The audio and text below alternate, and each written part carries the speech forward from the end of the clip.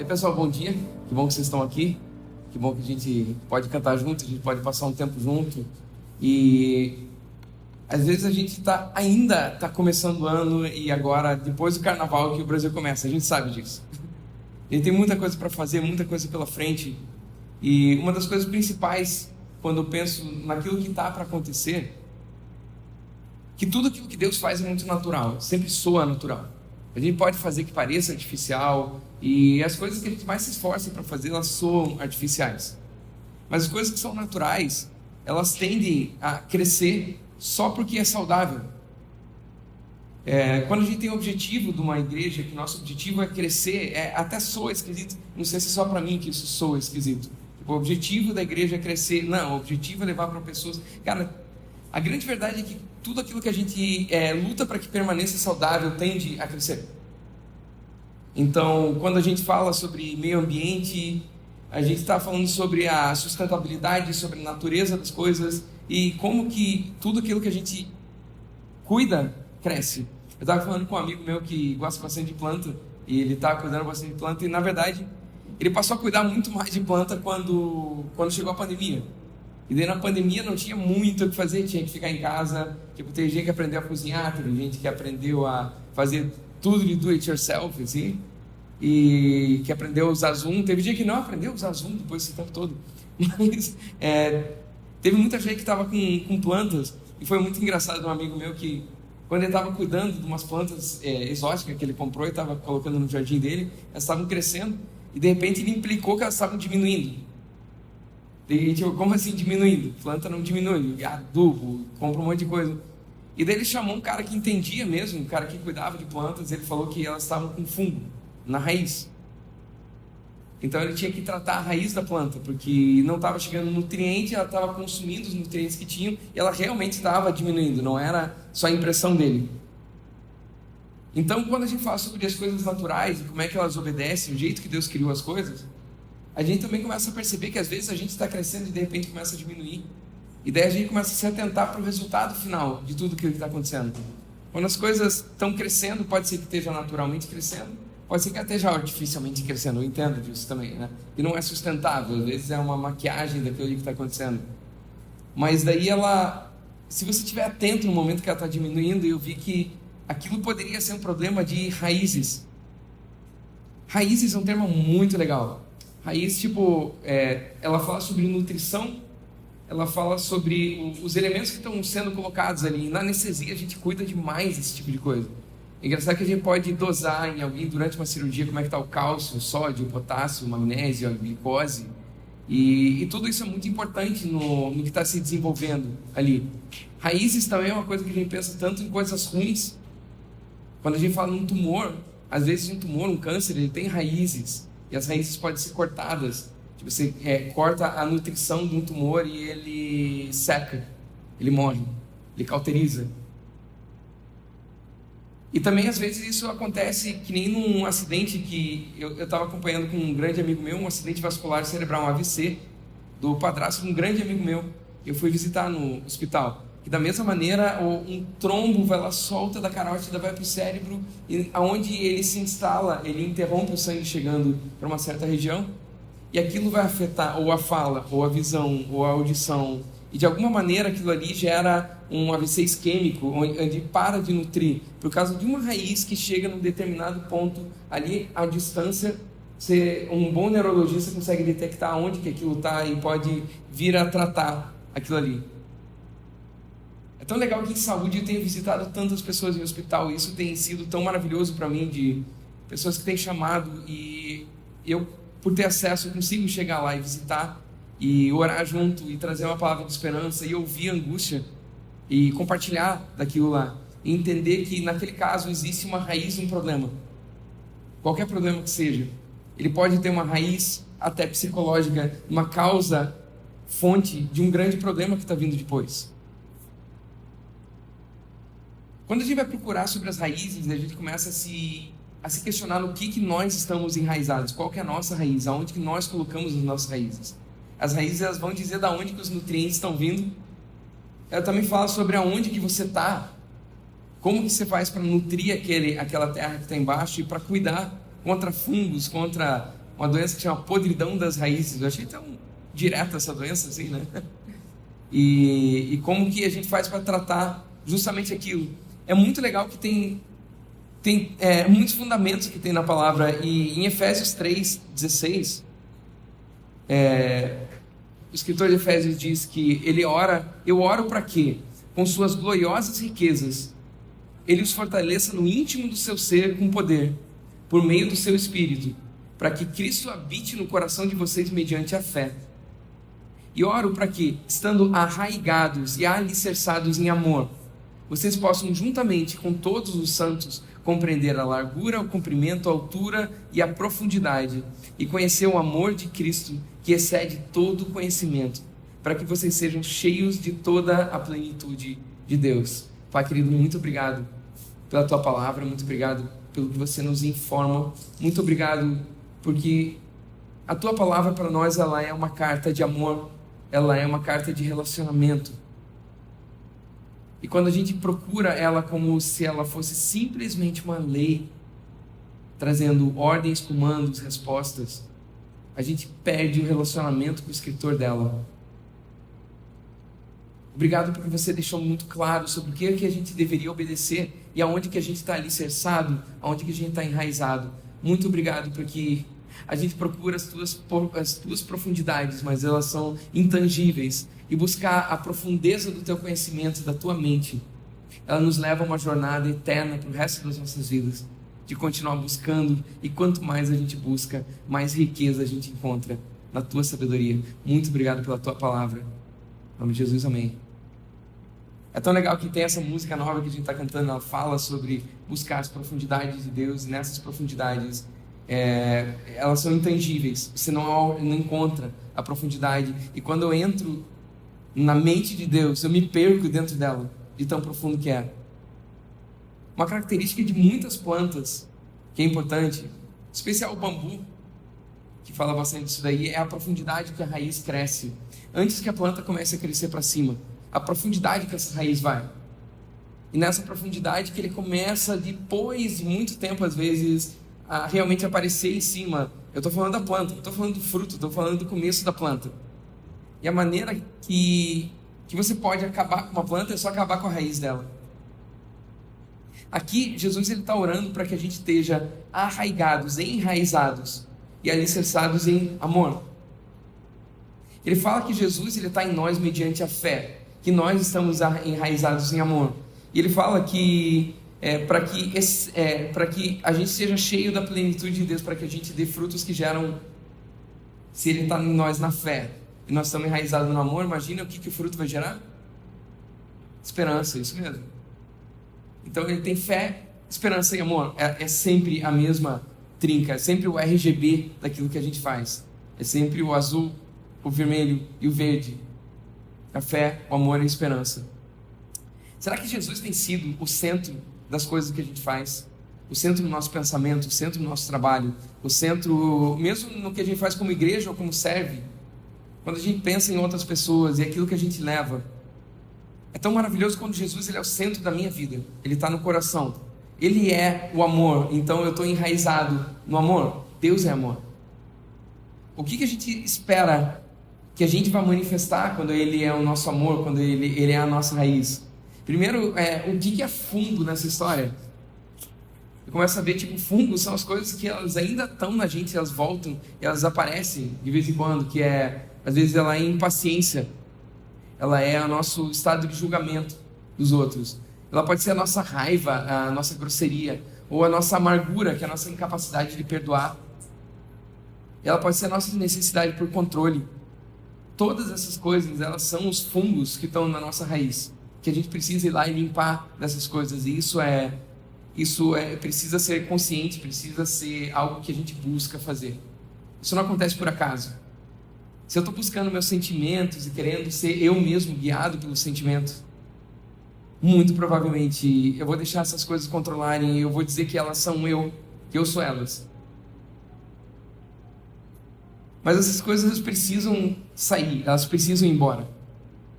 Então, de maneira também consciente, de maneira com esforço que isso vem, a gente precisa colocar no lugar delas graça, favor, paciência, paz, gentileza.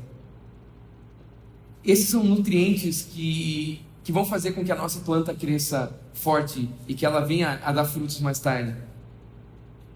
Será que a gente está enraizado em Jesus mesmo? Eu sei que a gente quer dizer que sim.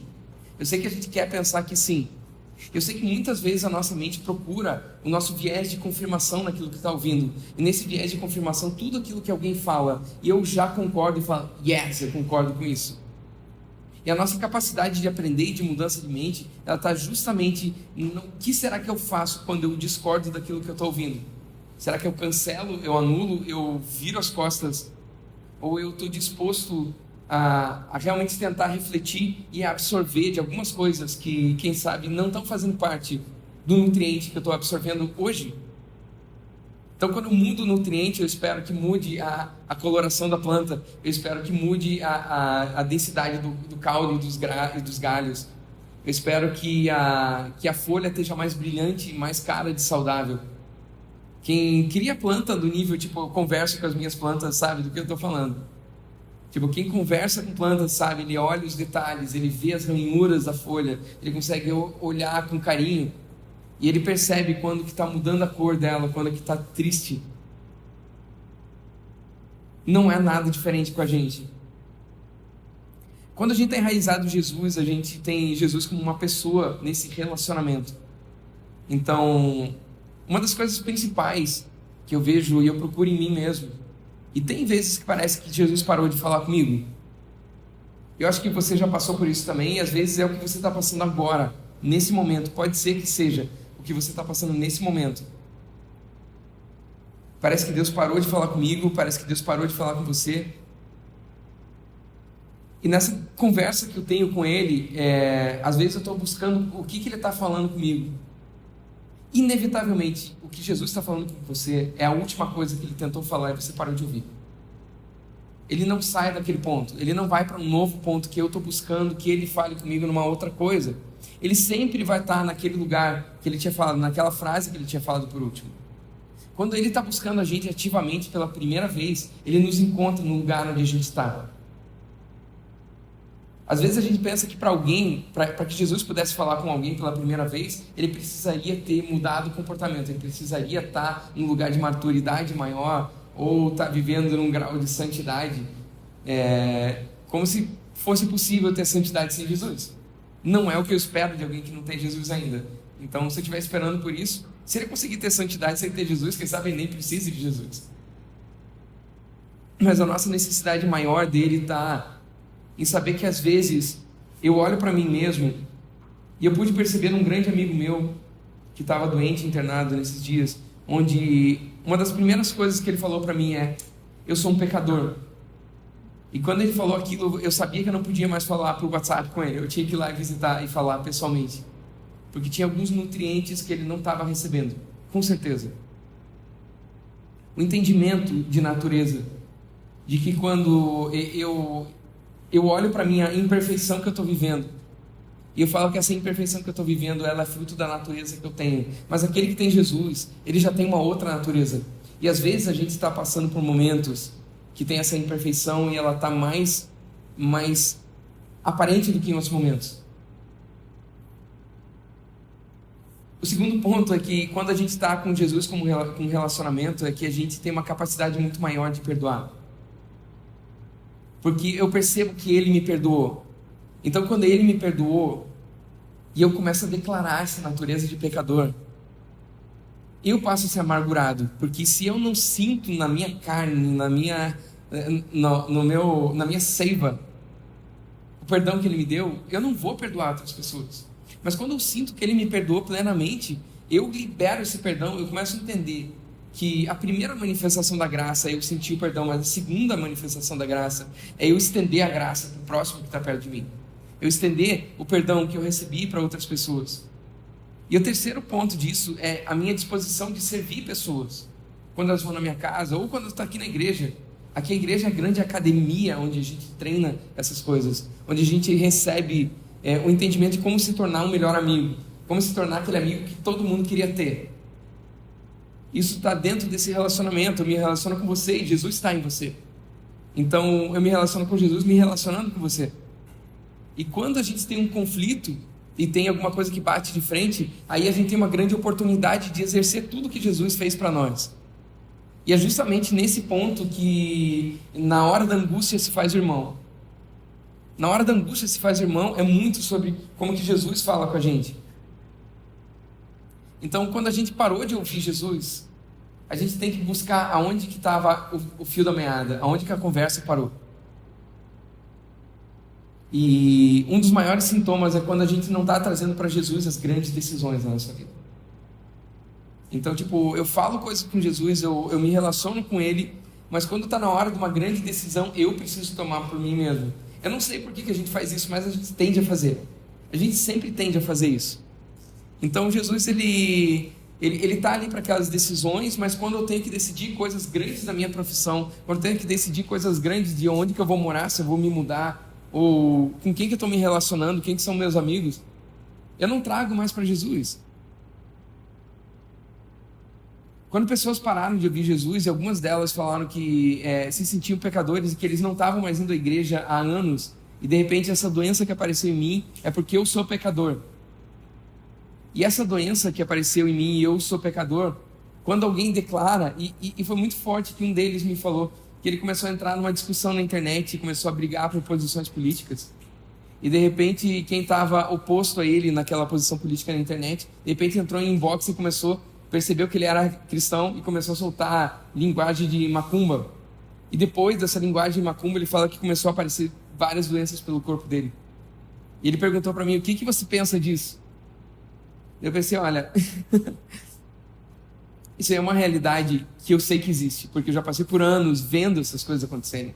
Mas eu tenho vivido num ambiente que ele está tão saudável quanto a isso, que eu não tenho visto esse tipo de coisa manifestar mais.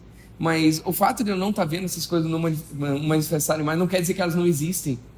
Só quer dizer que, tipo, eu tenho um microambiente onde eu estou vivendo que a sensação de identidade é tão forte que se alguém lançar uma maldição, você simplesmente aquilo não finca em você, aquilo não fica em você. Você não dá espaço para aquilo. Mas aquele que fala, eu sou pecador, aí ele ativa o karma.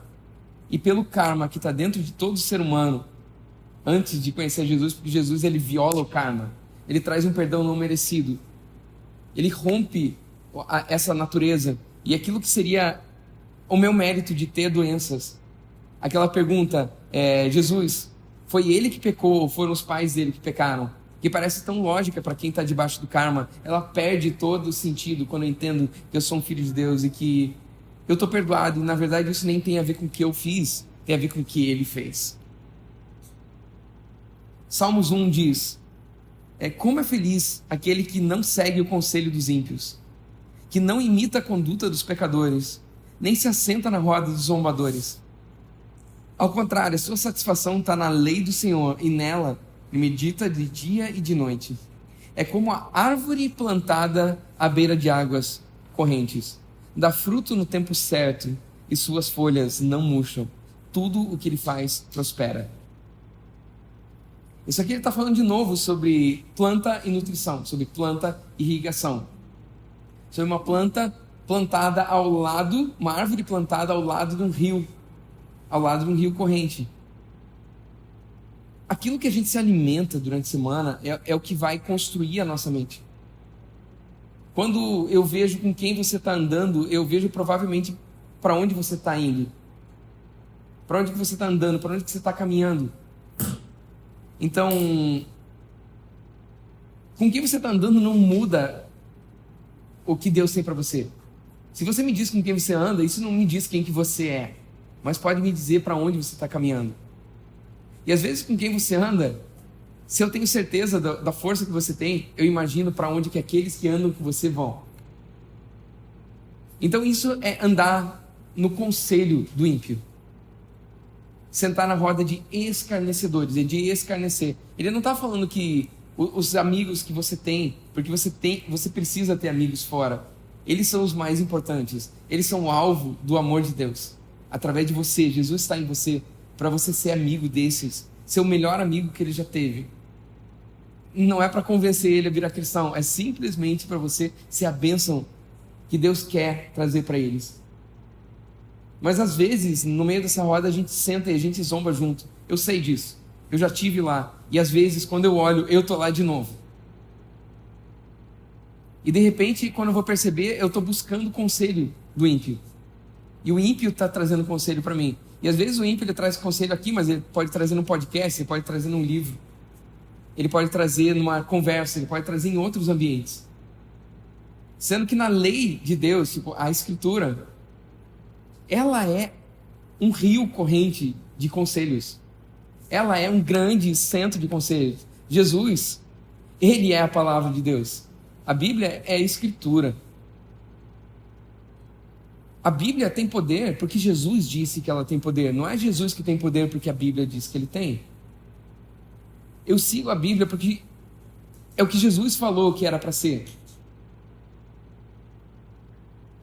Aqueles que meditam na lei de dia e de noite, eles vão e prosperam.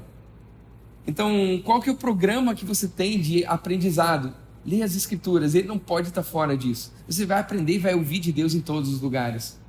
Uma das coisas mais legais quando a gente está com a Escritura e está aprendendo dela, é que a gente tem essa impressão de que o poder da Escritura está em memorizar ela, o poder dela está em você decorar ela. Só que o grande poder da Escritura está em você viver ela. Quando você vive ela, você coloca ela em prova. E quando você decora ela, você usa ela para julgar.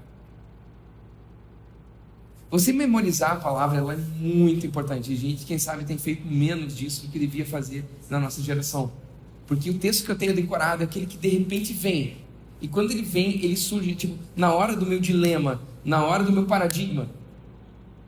Vem um versículo na minha cabeça e eu lembro do contexto que ele estava. E aquilo alimenta minhas decisões. Aquilo me lembra sobre o que Deus fala sobre mim. Ele fala que eu sou filho dele. Ele fala que eu sou aceito.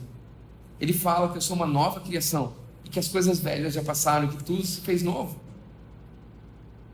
E ele também fala para eu tomar cuidado com alguns conselhos. Ele fala também para eu cuidar com o pai da mentira. Ele fala para eu tomar cuidado com essas coisas. Porque senão eu vou alimentar a minha mente com nutrientes que não era para ser. E a planta começa a diminuir, começa a murchar. Você tem a Escritura para ação e não só para conhecimento. Então, um grau de mestre, de doutor, ele não vai fazer teu casamento melhor. Mas se você agir com amor, ele sempre vai fazer teu casamento melhor. Sempre, todas as vezes. Mas o conhecimento daquilo ali pode tornar um conselheiro, pode se tornar um professor para outros relacionamentos de outras pessoas. Mas se você não age em amor, o conhecimento que você tem não vai adiantar para nada.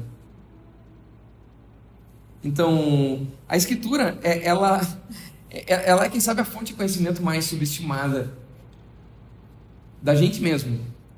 Tipo, ouvir pregações é muito bom, mas você ir atrás é muito melhor. Você buscar conselhos é muito bom, mas você confrontar os conselhos com a Bíblia, com a palavra de Deus, ela vai te levar para uma densidade, para uma raiz muito mais profunda. Então você lembrar de frases ou passagens no momento que você precisa é importante. As palavras que Jesus fala diretamente para você, que é o espaço onde Deus fala contigo. Que quando você conhece a palavra de Deus, você começa a reconhecer Deus falando em todas as coisas. Você começa a perceber que Deus fala com você através de filmes, através de seriados, através de músicas, através de amigos, através de conselhos de pessoas, às vezes nem é cristão, mas você sente que Deus falaria aquilo que Ele falou. Porque você conhece a palavra, você está enraizado nela, e você é capaz de discernir o que cada um deles fala. E a tua vida começa a gerar frutos em áreas que você está procurando, porque se você está enraizado em amor, você começa a se tornar o quê? Amor. Você se torna amor. Então nessa palavra aqui, nesse texto, Paulo, ele fala que ele está orando para que, pela fé, Jesus esteja em você. Então ele é o nutriente, ele é amor. Você está enraizado em amor. E o que você vai dar de fruto é amor. Pela fé, você está nele, ele está em amor. E esse amor que você gera, ele se torna esperança para as pessoas que estão ao nosso redor.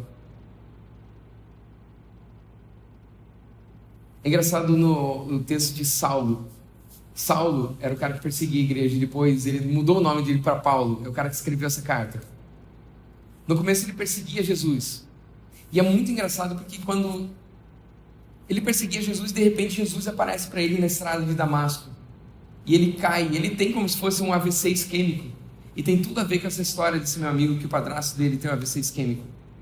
Então, ele foi levado pelos amigos dele. E só quando você vive muito recentemente alguém conhecido que teve um AVC e ser carregado para o hospital, você consegue ter a noção da cena ao redor de quem está carregando alguém com AVC e procurando ajuda. No caso, ele acabou parando na casa de um profeta, que era o mais próximo de um médico, de um curandeiro. E esse profeta, ele era cristão já. Ele era um judeu com o Messias. Ele era justamente o tipo de pessoa que Saulo perseguia. E esse cara aceitou Saulo dentro da casa dele e orou por ele. Você sabe qual foi o primeiro termo que ele chamou Saulo? Irmão Saulo. E depois mudou o nome dele para Paulo e o olho dele voltou a enxergar que ele estava cego. Jesus, ele fala para Saulo: Saulo, Saulo, por que me persegues? É engraçado, ele perseguia Jesus ou ele perseguia a igreja? Mas Jesus não fala: Saulo, por que você persegue os meus seguidores? Porque o grande segredo está em entender que Jesus é a igreja. Jesus é a igreja. A igreja, ela não é uma ideia minha, nem uma ideia do Cal, nem uma ideia do Lutero e nem uma ideia de Constantino. A igreja é uma ideia de Jesus. Então Jesus, ele é a própria igreja. Então aqui a gente já está falando das 3 principais bases de raízes, que é estar enraizado em Jesus, que é estar enraizado na Bíblia e estar enraizado na igreja. Why Jesus? Why Bible? Why Church? A nossa geração tem essa por que igreja? É a pergunta de ouro da nossa geração. É a pergunta que leva muita gente a sair da igreja com as motivações mais honestas e mais reais do que ele vê, do que ele não vê, do que ele esperava e o que ele encontra. E de repente procura-se um outro modelo e naquilo eu quero saber o que é a igreja, para que serve a igreja? Ou será que eu sou a igreja aonde eu estou e aquilo que eu faço é a igreja? A gente tem na Pixel que missão é porque a igreja existe. Então onde a gente vê missão acontecendo, pessoas conhecendo Jesus, pessoas optando por Jesus, pessoas optando pelo batismo. Isso mostra um dos frutos de que missão está acontecendo. E pessoas nos mais variados modelos que tem do que igreja pode ser hoje em dia. Eu encontro justamente, você levou pessoas ao batismo recentemente? Não, então você precisa de uma equipe.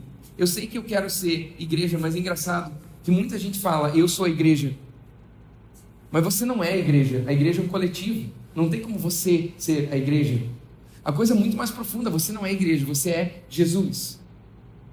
É legal que nesse texto Jesus fala que Saulo não está perseguindo a igreja, Saulo está perseguindo Jesus. Porque Jesus diz: eu sou a igreja. E por isso, no nosso raciocínio, a gente fica: eu sou Jesus, logo eu sou a igreja.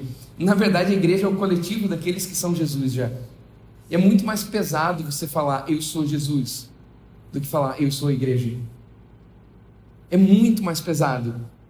Porque, dá um grau de responsabilidade. Que, quando eu estou esperando alguma coisa da igreja, eu posso culpar a igreja, eu posso culpar um pastor, eu posso culpar uma liderança, dizendo que eles não estão fazendo aquilo que deveriam fazer. Só que quando eu falo: eu sou Jesus, eu coloco em mim mesmo um grau de expectativa e responsabilidade que parece desumano, sobre-humano. E realmente, alguém que não tem Jesus não deve falar: eu sou Jesus, porque ele não tem a mínima possibilidade de conseguir fazer isso. E aquele que tem Jesus, ele consegue fazer? Também não, mas pelo perdão e pelo entendimento daquilo que Deus fala sobre mim. Eu entendo que eu sou Jesus apesar das coisas que eu estou passando. Eu entendo que eu posso viver, eu entendo que eu já violei o karma, eu já fui perdoado de uma maneira que não tem nem a ver com o que eu faço, o que eu fiz. Uma coisa que eu vejo, e que eu recebi essa pergunta do pastor David Arcos, lá na Mosaic. Uma grande pergunta que pode parecer um grande viés se eu estiver fazendo. Mas uma pergunta é: você confia no teu líder? Você confia em quem você está seguindo? Confiança é a base de todo relacionamento. Quando a gente não tem confiança, a gente tem medo de conflito. Quando a gente não tem confiança, a gente tem medo de resolver os problemas e de trazer as verdades. Porque o relacionamento ele é tão fino, ele é tão frágil, essa raiz está tão doente, que o primeiro conflito que vier, ele vai destruir um relacionamento. E na verdade, ferro afia ferro. É através dos nossos conflitos que os nossos relacionamentos se tornam mais fortes, e as nossas raízes são mais profundas. Então esse poder de céu, do céu, que são esses hábitos que a gente começa a criar, são esses que a gente acabou de falar, é sobre construir e investir num relacionamento com Jesus. É sobre construir e investir num relacionamento com a Escritura. E é sobre construir e investir num relacionamento com a igreja. Então nós temos o 2 e o 3. O 1 igual ao do DOI. O 1 é Jesus, o 2 é a Escritura e o 3 é a igreja. Às vezes a gente vai estar num modelo onde a gente perde a conexão com um desses três e só tem 2 deles. E nisso que o David Arco estava conversando e estava questionando, porque eu estava chamando ele de autoridade sobre minha vida, ele estava perguntando sobre se eu confiava nos meus líderes, e eu falei que sim.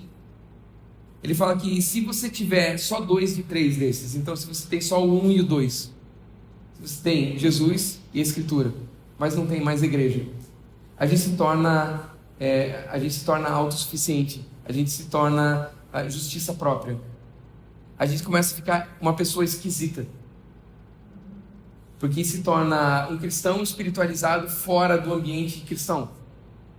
A gente quer usar a nossa linguagem de cristão fora desse ambiente. E isso é muito perigoso. Se você for fazer uma evangelização de cadeia, você vai chegar na cadeia, você vai se frustrar quando você encontrar que a maioria dos presos, na maioria dos presídios, tem nome bíblico.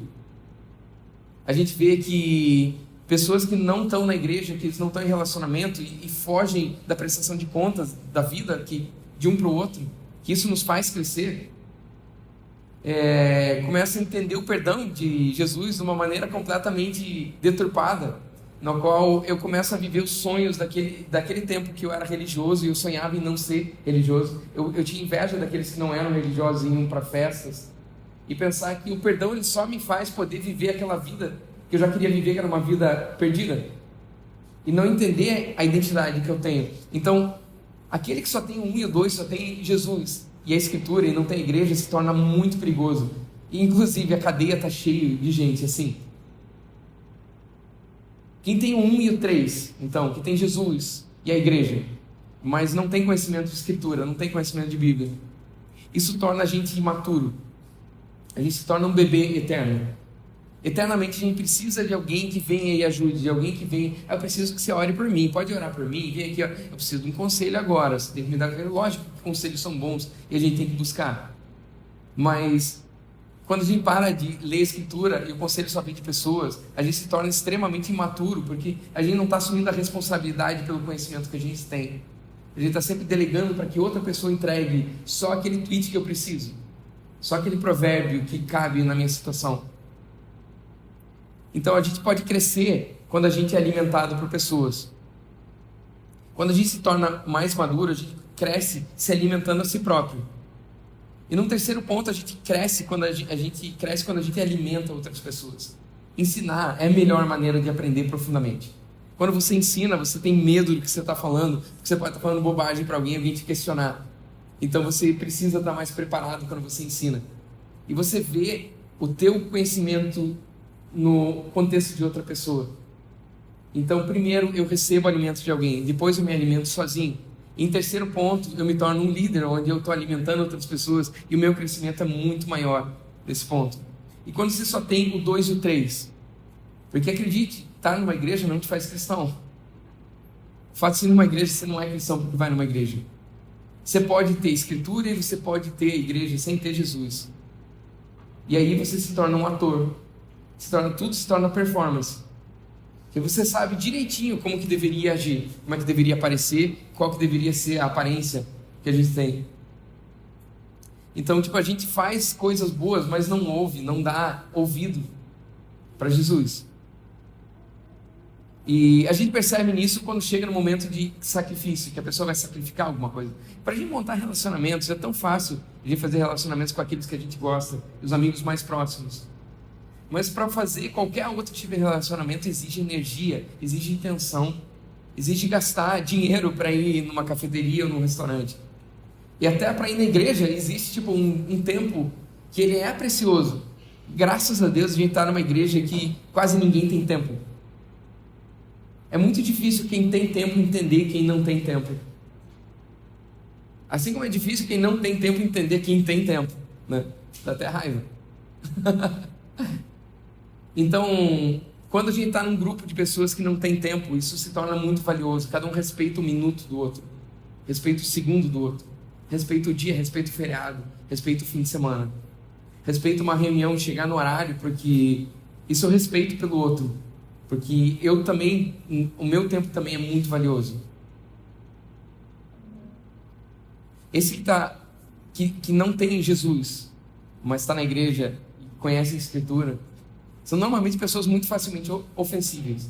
Elas se sentem ofendidas por qualquer coisa. Porque a amargura que está, ele não vive o perdão que tem. Ele tem tudo isso, mas ele se sente pecador. E é isso que ele dá de frutos. Como que a gente pode saber que alguém que estava tão forte, de repente se tornou tão fraco? A raiz está doente. Alguma dessas 3 raízes tem fungo. Ela se manifesta como amargura, ela pode se manifestar como raiva, ela pode se manifestar como descontrole. E pelo contrário, a gente pode ter alegria, temperança, domínio próprio. A gente pode ter esses frutos que a palavra dá pra gente, manifestos. Então eu quero desafiar a tua vida agora. E se você não conhece Jesus ainda e não entregou a vida nesse relacionamento, a primeira coisa que eu quero dizer, a gente viu 2 domingos atrás que Jesus curou um cego certa vez. E perguntaram se ele era cego porque ele pecou ou se era porque os pais dele tinham pecado. E Jesus fala, não, ele está cego para que se manifeste a obra de Deus nele. E a partir daquele momento a vida daquele menino é destruída. Que começa a questionar, de onde você deixou de ser cego? Você era cego, como é que não está cego? Ninguém celebrou que ele deixou de estar cego. Todo mundo estava muito feliz com o lugar onde ele estava. E de repente ele quer sair daquele lugar para ser maior. As pessoas não celebram quando você quer ser maior, não. Eles queriam saber de onde foi, porque, Jesus curou você, hoje é sábado, ele tem demônio. E esse menino foi julgado tanto que ele foi expulso da sinagoga, ele foi expulso da comunidade que ele vivia. Na verdade, depois a gente entende que ele foi liberto da comunidade que ele vivia. Ele se tornou livre, Jesus se tornou o Senhor dele. Da mesma maneira, eu quero te desafiar a ter Jesus como a fonte que você está enraizado, que toda a tua vida gira em torno dele. Que os teus amigos, você tem isso, e às vezes quando você tem amigos, você sai com amigos que são da igreja, você celebra a comunidade que uniu vocês. E aquilo ali não precisa falar sobre igreja, mas você está simplesmente celebrando o que uniu, a verdadeira raiz, a verdadeira cola daquele relacionamento. Então eu quero te desafiar a ter Jesus e falar, Senhor Jesus, eu te entrego minha vida. E entregar essa raiz e colocar essa raiz para que esses nutrientes venham e construam uma árvore forte. E construam uma árvore plantada junto à margem do rio dos conselhos, que é a palavra, que é a Escritura. E que esteja plantado, para que esteja construindo e investindo nessa igreja. Então, Senhor Jesus, eu te entrego a minha vida. E se você fez isso, eu quero que você coloque um comentário aqui embaixo, que você busque a gente. Cada vez que você comenta aqui embaixo, o teu nome aparece. E a gente sabe que você está aqui. E a gente quer que você se sinta visto, que você se sinta notado, que você se sinta celebrado. E você saiba que Jesus, ele vai te encontrar aonde você está. Ele vai te encontrar no lugar que você está. E você não precisa estar melhor do que você está hoje, para que Jesus venha e fale contigo. Eu quero orar por você. Senhor Jesus, muito obrigado porque você se disponibiliza para nós. Muito obrigado porque você permite que a gente coloque as nossas raízes para absorver os teus nutrientes, os nutrientes do amor. E a gente cresça de maneira saudável, com frutos. A gente cresça junto a um rio muito poderoso, dos melhores conselhos que existem. Obrigado porque a gente reconhece que os melhores livros do mundo sempre acabam se parecendo com a Bíblia. Os melhores conselhos do mundo sempre acabam parecendo com as tuas palavras, Jesus. Obrigado porque você coloca a gente com a possibilidade de uma vida perfeita junto de você. E é em você que nós queremos ter as nossas raízes de 2022. Muito obrigado pelo que você tem feito na Pixel e em tantas outras igrejas na nossa região e pelo mundo todo. Muito obrigado, Jesus. Amém.